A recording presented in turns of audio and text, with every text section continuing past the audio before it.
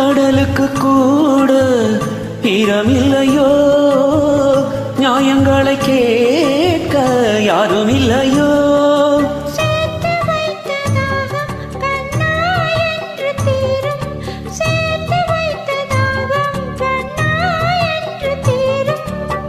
பேசும் கிள்ளையே ஈரமில்லை நேரமில்லை, இப்போது சாலையோரம் சோலை ஒன்று வாடும் சங்கீதம் பாடும்.